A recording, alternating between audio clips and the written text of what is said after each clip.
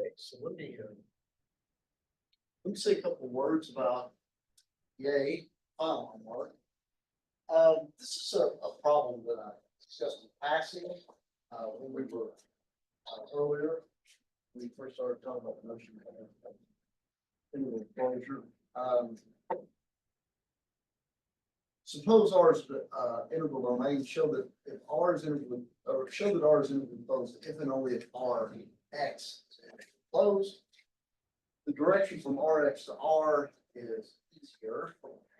The direction from R to Rx, so this is going to make sense after today's a little bit because, so I'll try to say this again.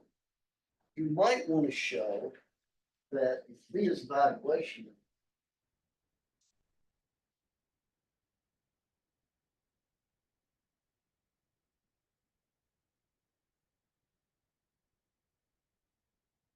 then dx.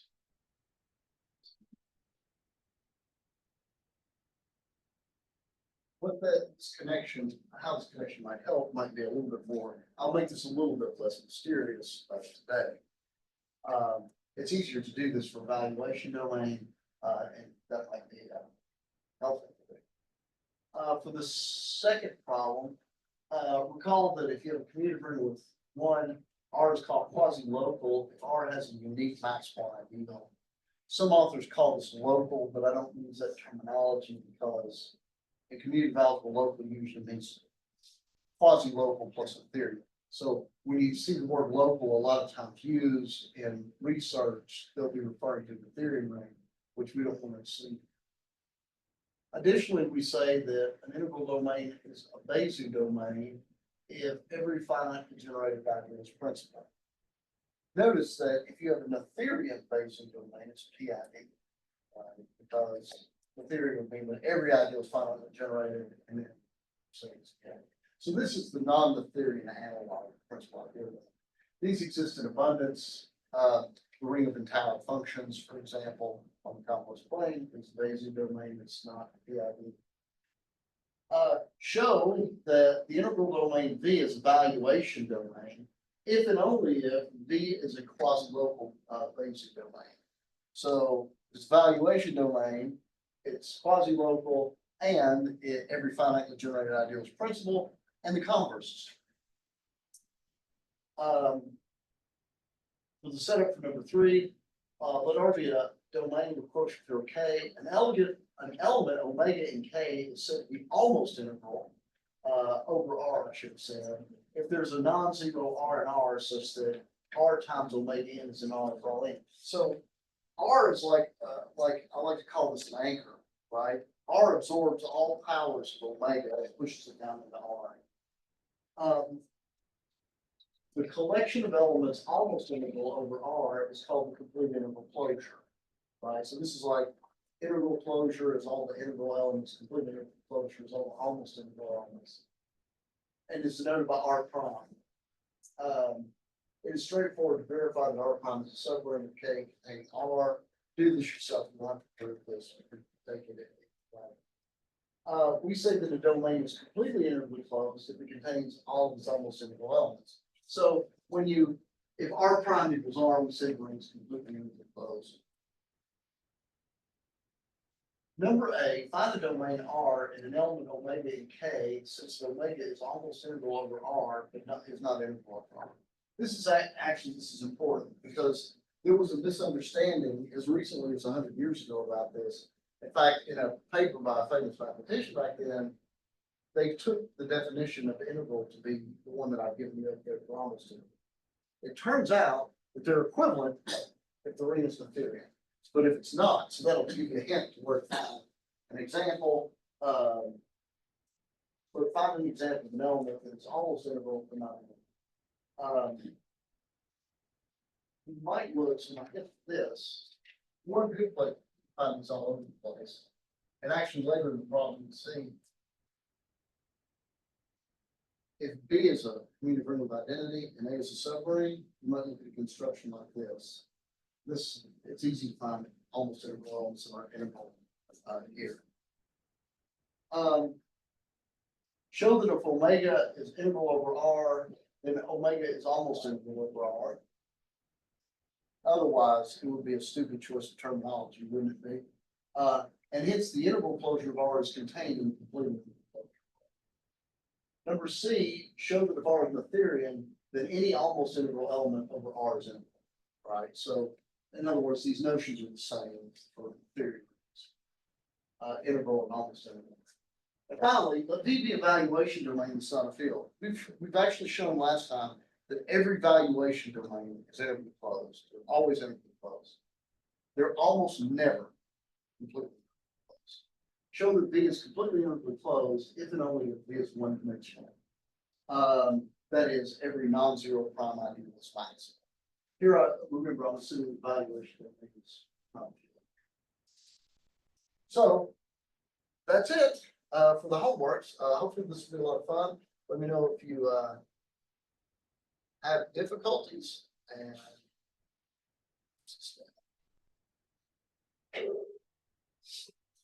I will also, I should say, I will be out of the office on Friday next week. I'm going to be out of the day. So try to get things patched up by Wednesday.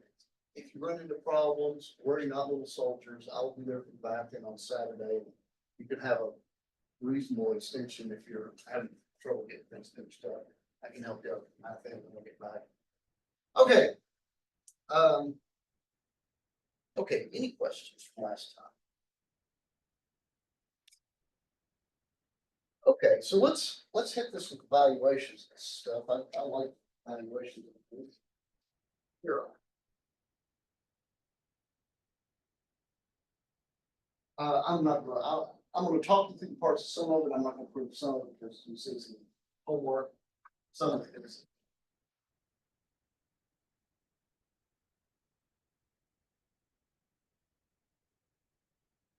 What be the evaluation domain? Then he has the following properties.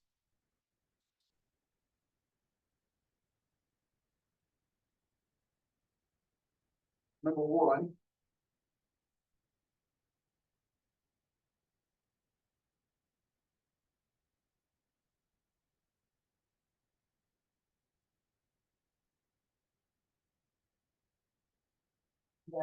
the linear view, right? That is to say, if I pick two random ideals out of V, I and J, I contains J or J. That is absolutely amazing that you would ever do this.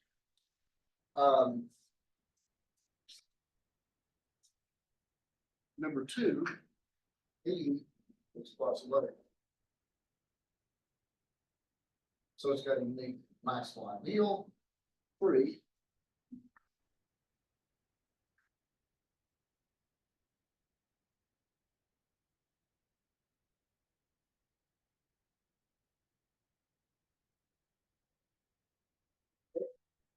Any radical ideal is prime. And 4, any finitely generated ideal of V is principal. So V is a Bayesian domain, as I said homework.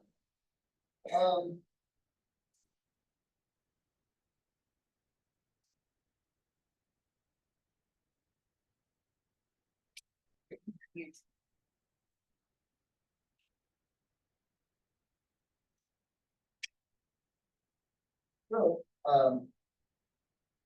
let's look at one.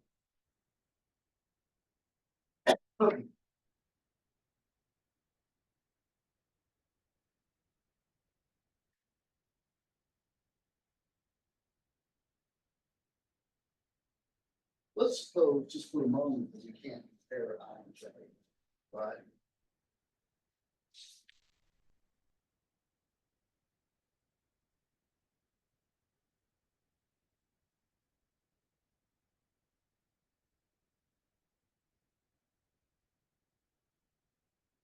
It's a consequence of that.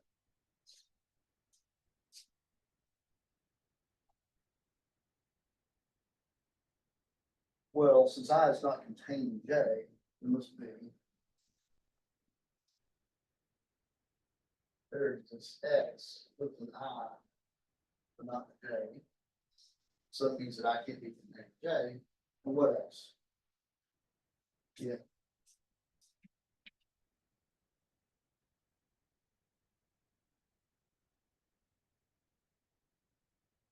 How are we going to contradiction of this?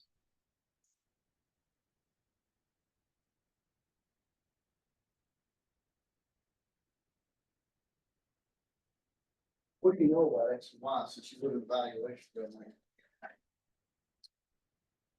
Let me point out that, by the way, that we chose X and Y, neither one of them can zero.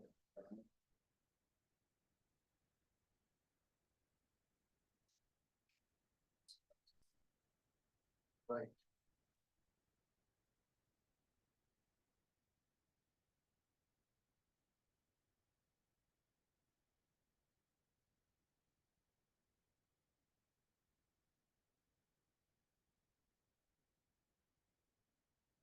But suppose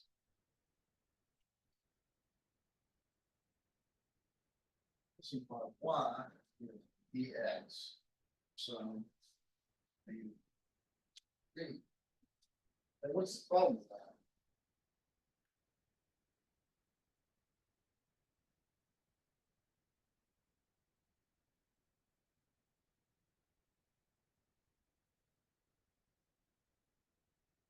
But X is an I, so Y, which is dx, is an I. But Y is also the J minus I, which is I. The proof for the option Y divides X is identical. So that means the ideal speed must be linearly ordered. Well, that immediately implies quasi-local, doesn't it, right? Because suppose you have maximal ideal M1 and M2. One of them contains the other, so they must be equal, right? Because they're maximal ideals. I'll let you think about the other two. The proofs are not very difficult.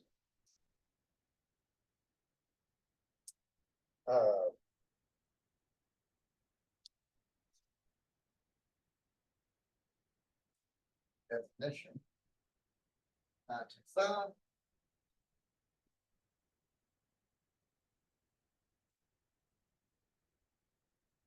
Minimal momentum R. We call it Bezout domain.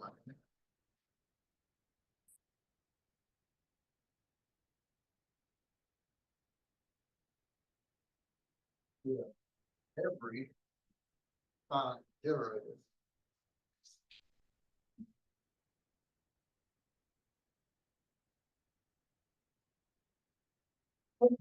ideal of R proves.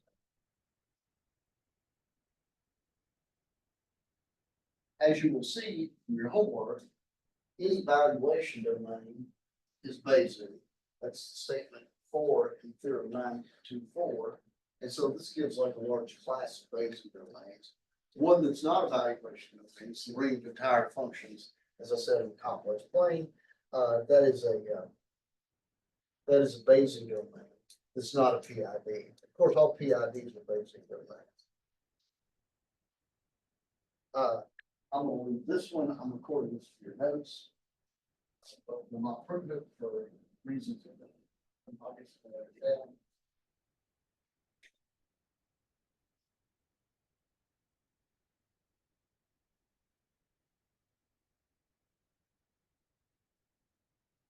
B is a valuation.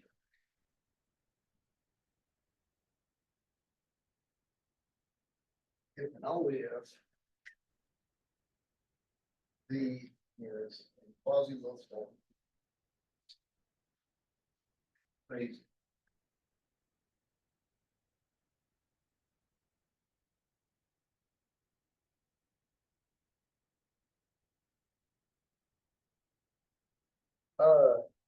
The proof of this is actually a lot of fun, so I don't want to ruin it for you. Okay, so I went from talking about integrality and I've been freaking out talking about valuation and things. So here's where we're going to start to draw a connection. But first, I'm going to need a lemma.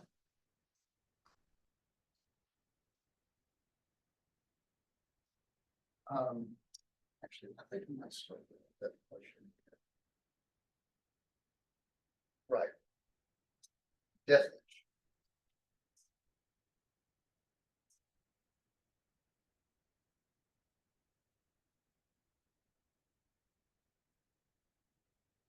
You can extend this beyond just normal here. And I and R a proper ideal. We say I survives if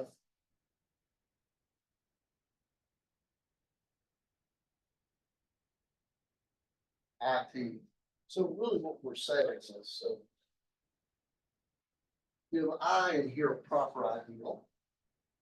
Now look at IT. This is the ideal generated by the set I of the T. If this is still proper, then we say that I survives the T.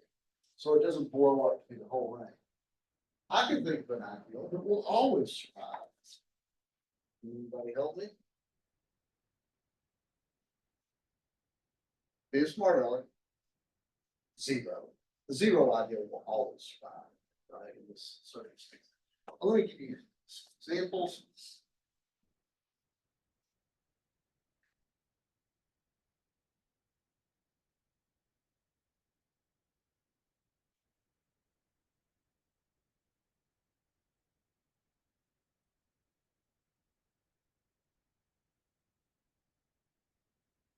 Um,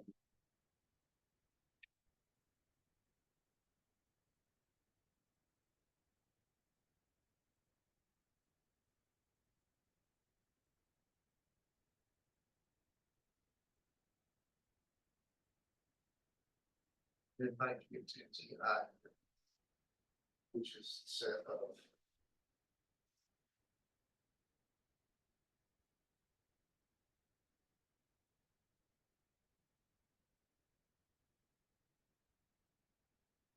this is a proper idea.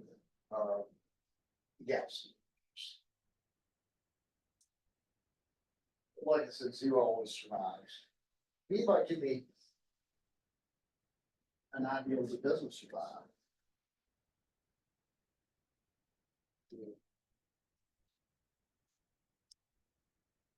Well, let me think of the stupid first.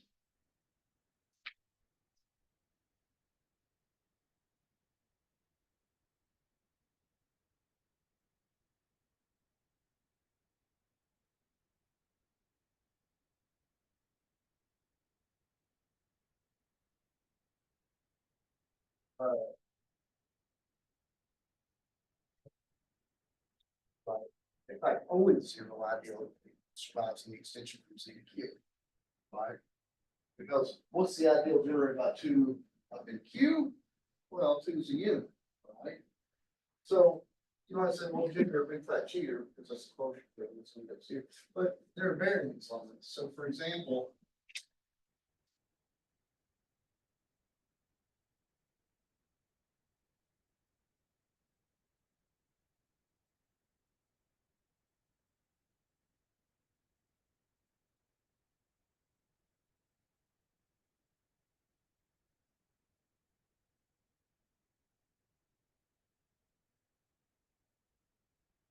so here's another example.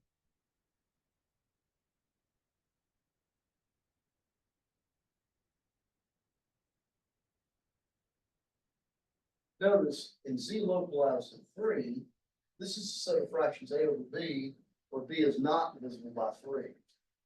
So in particular, 1/2 is here.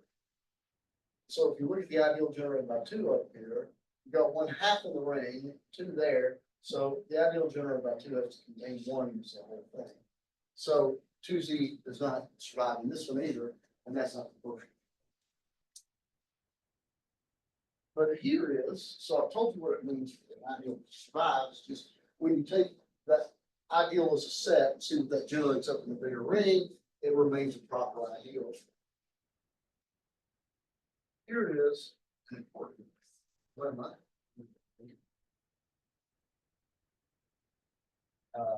This is 9 to 7.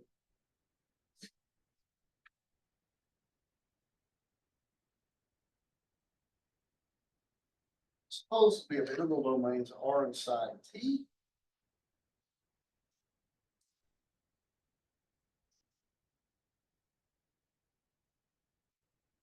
Things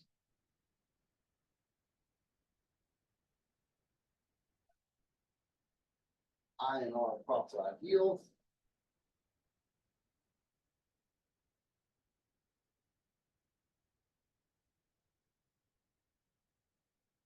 And U an element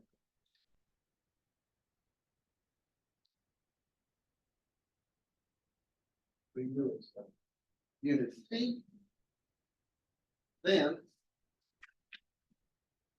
I survives in either RU or R.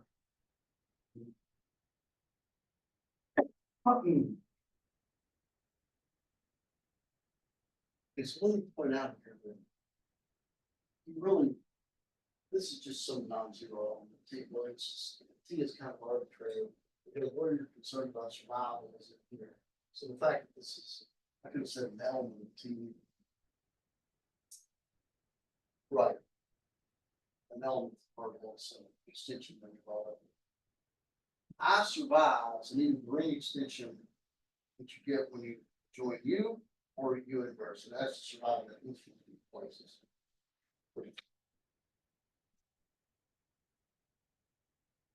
And as soon as this is actually a Q zone, if not,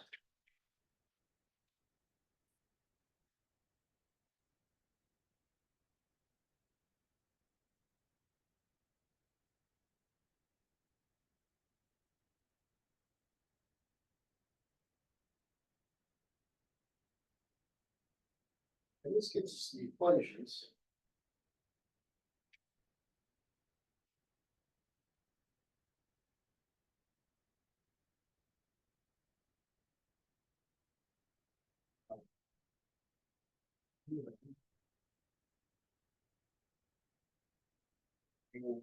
And 0, 1, inverse plus E element.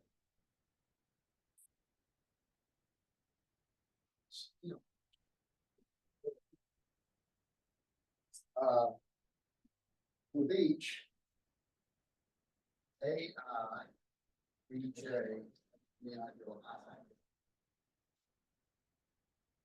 I. Right. And I'm going to close purposes in this moment. Well, what does this mean? This means that I times RU has to have a 1 in it, right? That's what it means from the idea of blow it up. Have a 1, right? So that means there's a linear combination of elements of I with the positive powers of U, this is for RU, it gives you 1, right? By the same token, there are elements of B, such as B times the negative powers of 1, because this thing also blows up. Everybody okay so far? We will make the assumption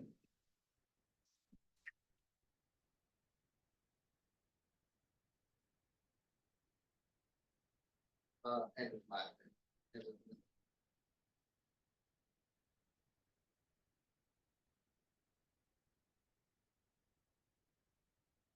Okay, so let me clarify this. Notice one of these two is greater than or equal to, well, N and N. One of these two is greater than or equal to the other.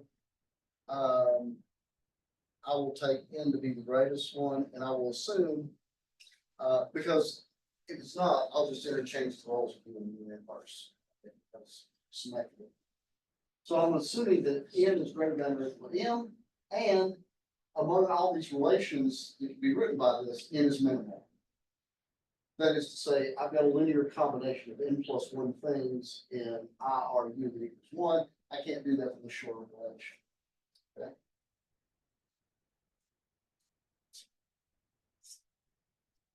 So now it's kind of high school algebra, but nonetheless, I'm gonna have to remind myself of it. Multiply the second equation by un.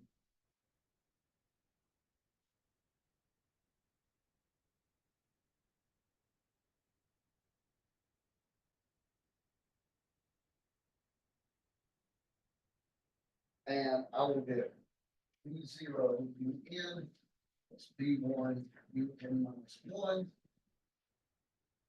plus Bm un equals un. I'm sorry, that should be un minus 6.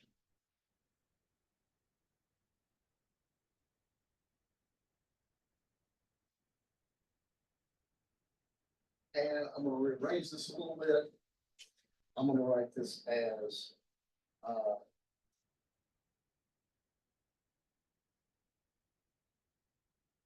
one minus B0 un. That is bring this over. I'm sorry, bringing this over here. Is B1 un minus 1 plus Bm un minus. So down this here.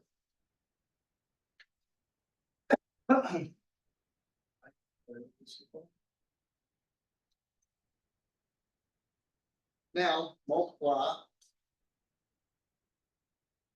first equation by 1 minus B0.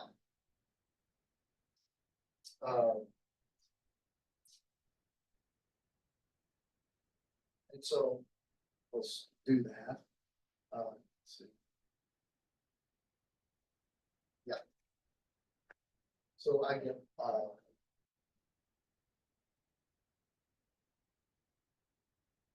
so I get 1 minus B0.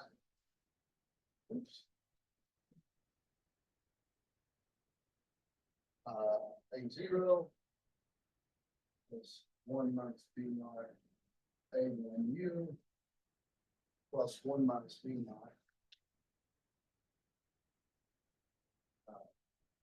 UN equal to B0.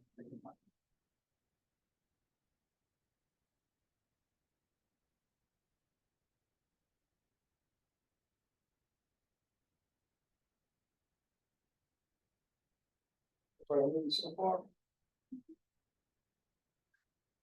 So what I want to do now, I think,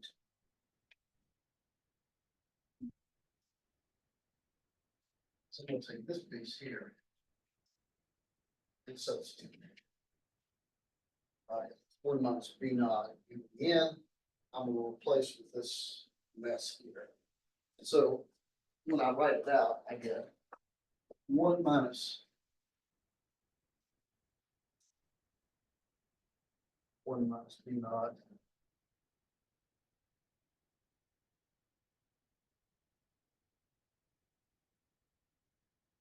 plus AN times B1 UN minus 1 plus BM UN minus M, which is 1 minus.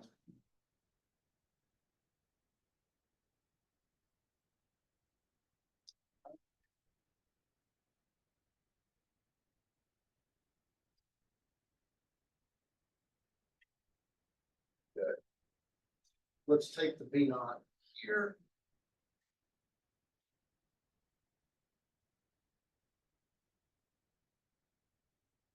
And now what we have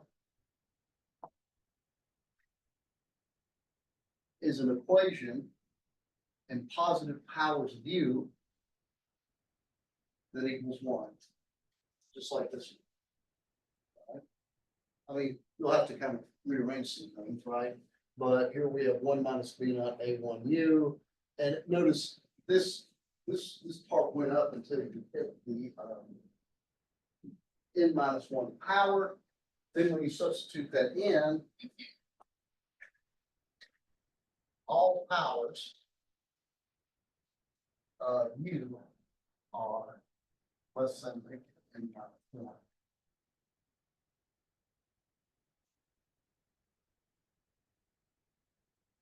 But then it's supposed to be minimal. But because among all equations, this one's the shortest, right? Now we've done it within minus one powers of u. So we're rearranging this. Hence, I survives. And one of, at least, are you or are you thinkers? Any questions?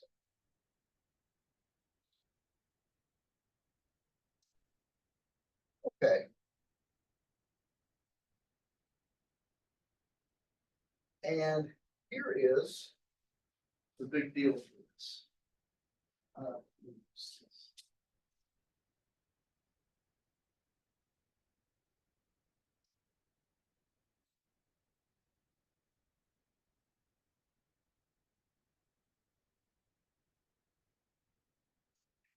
Here.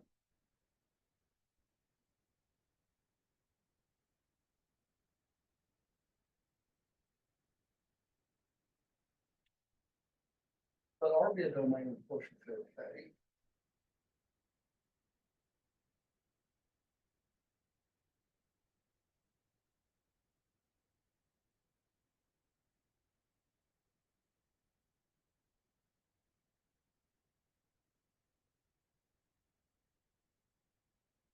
And I a proper ID.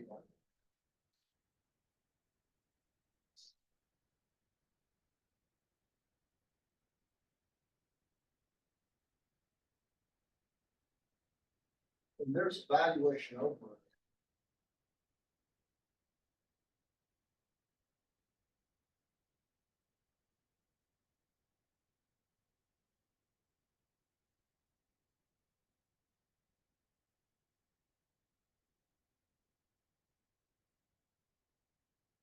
So it's the best route to be.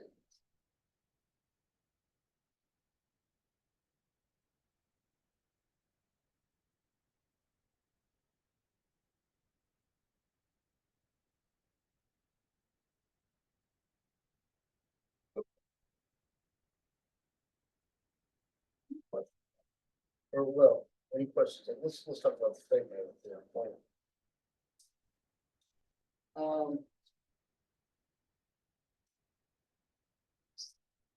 So you have any integral domain with proportion to K.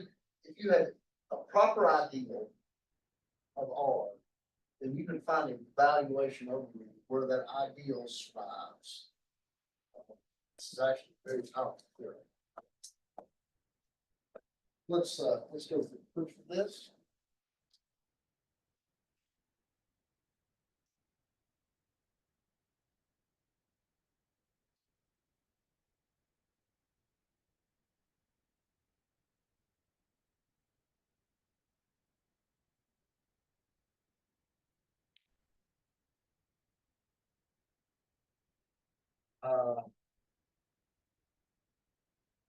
First, show there exists maximal overring of R, in which I survives.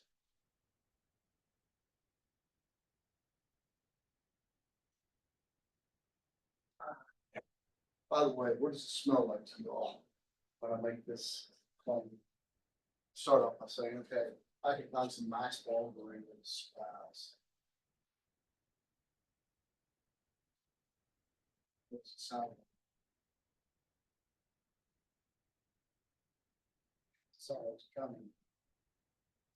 Choice, right?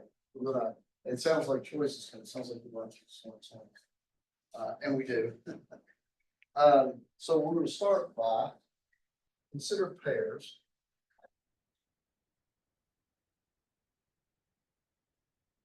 let's call it RJ, IJ.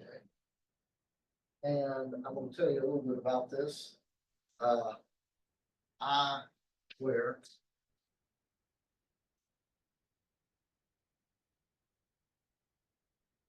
J is an overring of R, that is the Martin's quotient field, and IJ is a proper ideal of RJ containing I.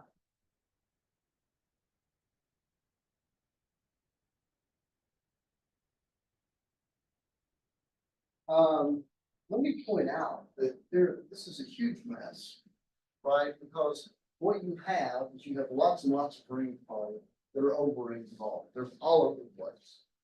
And even if you nail down one, say RJ, the IJ you have here is probably not unique. In fact, if IJ contains I as a set, then IJ could be replaced by any proper ideal of RJ that contains it. Like, for example, this might be containing a whole bunch of maximal ideals. You can place this here. And so this set is a big freaking mess. And there's probably, and by the way, if you have two different maximal ideals that contain IJ, that contain I as a set, those maximal ideals aren't comparable, right? And so you probably can't compare them here. This is going to be a partially ordered set. So we take the set, partially order this set with the following rules. RJ, IJ, plus RK, IK, if and only if RJ is contained in RK and IJ is contained in IK. So that's the way that we partially ordered this. Well, I want to apply Zorn's limit to this, so I need to show that every chain in the set has enough bound.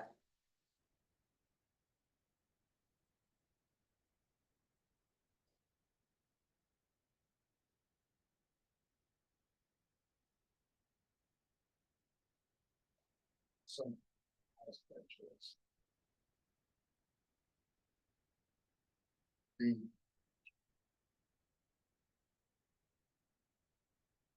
Oh, I guess I probably need to show actually the set's not empty. But can somebody tell me why this set that I've set up, these order pairs is not empty? Right, I mean, I think it's, I feel like a tool stand, I could put stuff like empty set, right?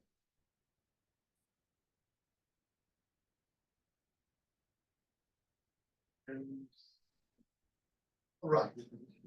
For sure, R comma I is in the set. The original problem, because I is a proper ideal. R, and so Ri is in here.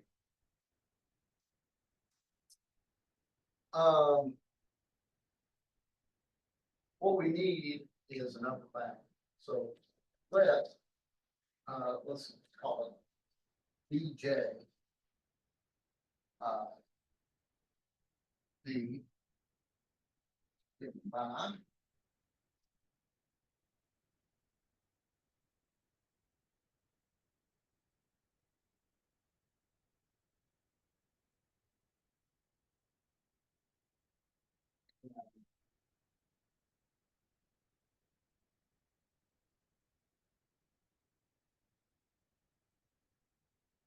I think kind of do what's natural here.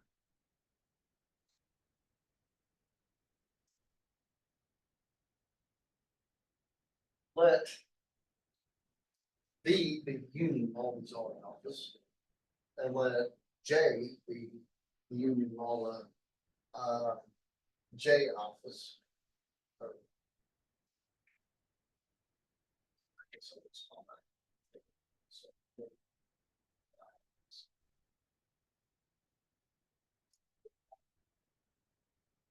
V is a domain because this is a chain, right? Take two elements of V. One of them's contained in R alpha, one of them's contained in R beta. Without loss of generality, R alpha contains R beta, so the sum is a product.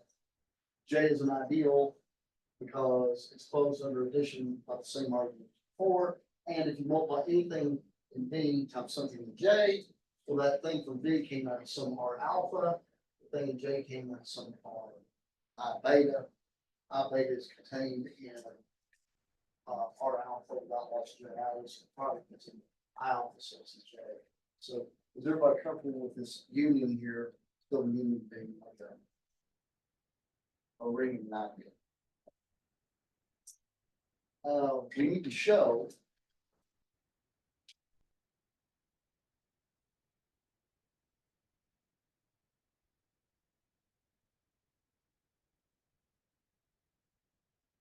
I mean, for sure it's an upper bound to this chain because VJ contains every element of the chain because it's a union. What I don't know is does it qualify to be in our set? Well, let's see. V is an overring because it's a union, right?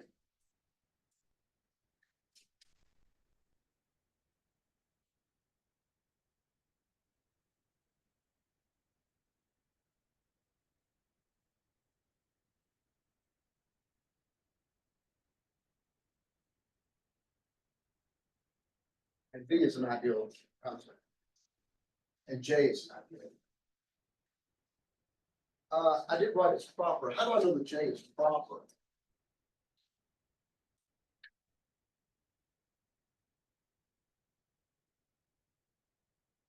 Right, that's a bit of a mystery. How do I know that it's proper?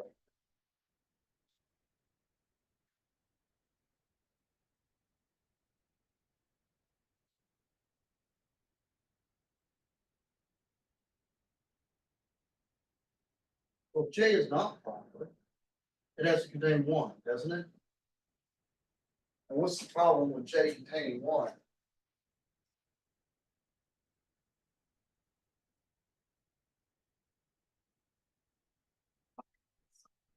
One would have to appear one of the I alphas, because the I alpha is not a proper idea, right? So this is indeed proper. So by Zorn, and abuse of notation,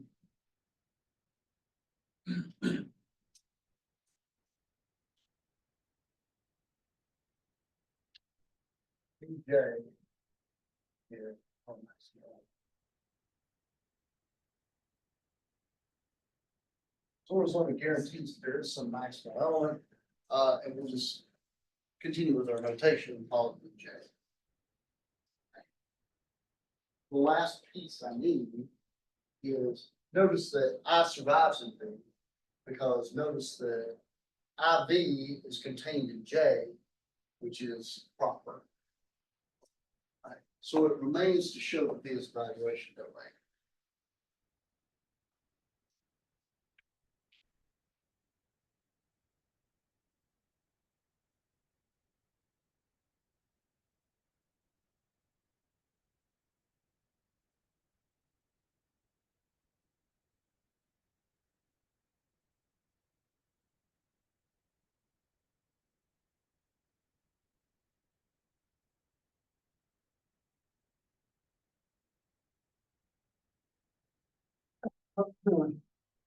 So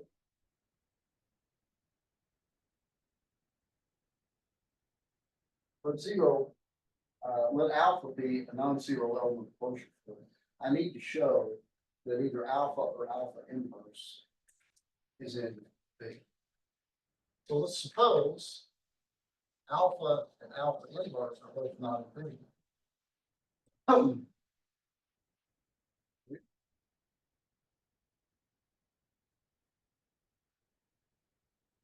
Then I survives in either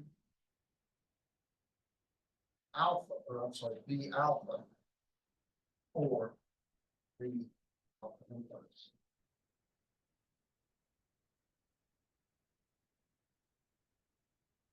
Are you okay with that? Alpha has to survive in one of these two. But,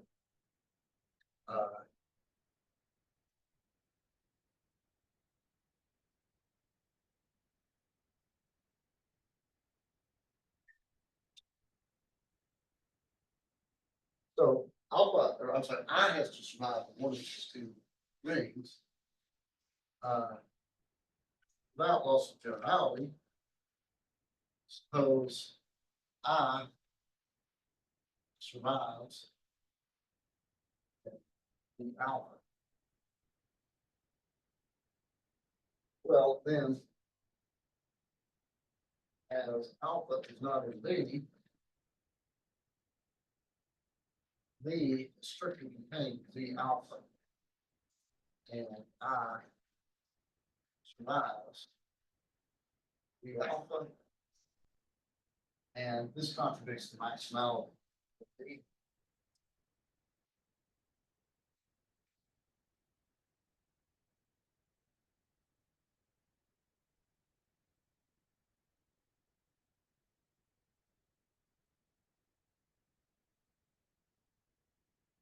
So V was supposed to be maximal overring in which I survived. And here we've got a bigger one because it survives to be alpha. Okay, any questions on it?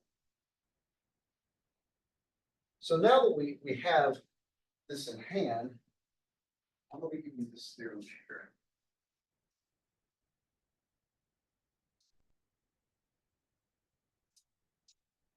Theorem. And this is the big one. This is kind of a cherry on top of everything. Let R be an integral domain.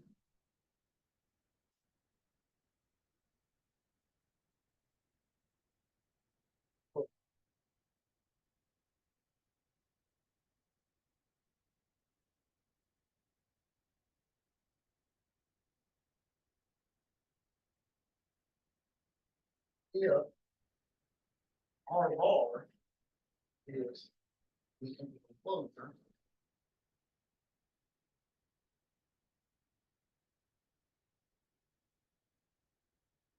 by the way, so remember what R bar is. This is the set of everything in the quotient field that is a root of some monic polynomial with coefficients in R, right? So this is a bunch of stuff that happens to be roots of monic polynomials.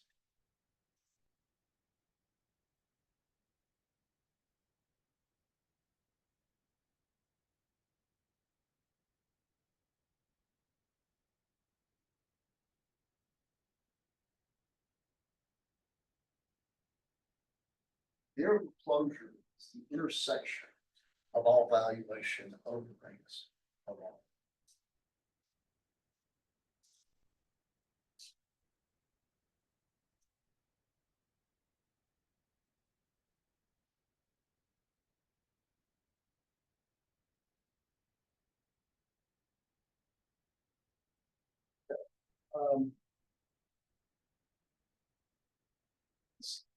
Yeah. This is actually easier containment.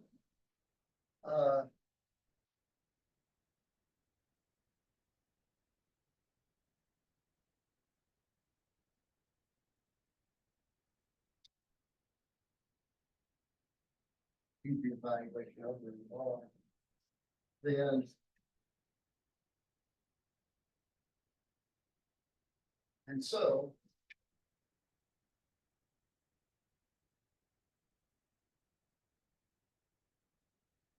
it's easy to see that this is true if R is contained in V, and the interval closure of R is contained in the interval closure of V. But the interval closure of V is V. Because we already proved the valuation domains are interval closed. So in other words, we're all V containing normal. Therefore, R bar is your assumption. That was the easier.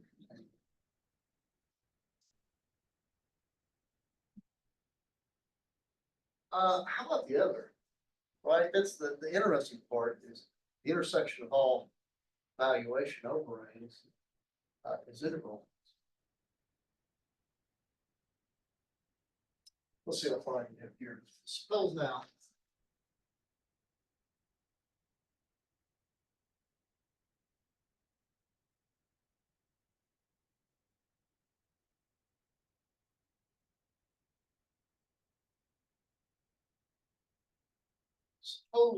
Suppose we have alpha and it's in the intersection of all valuation overrings. Class sums up, I'll let you think about this, finish this next time, but consider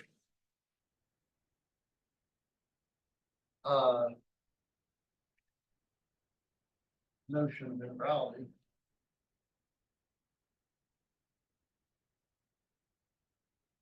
Alpha is integral over R if and only if alpha well, sure. I wasn't used to since the inverses, but let's do it this way.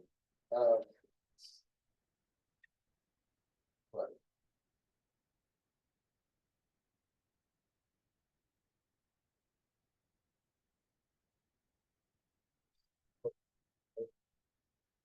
so y'all remember that characterization?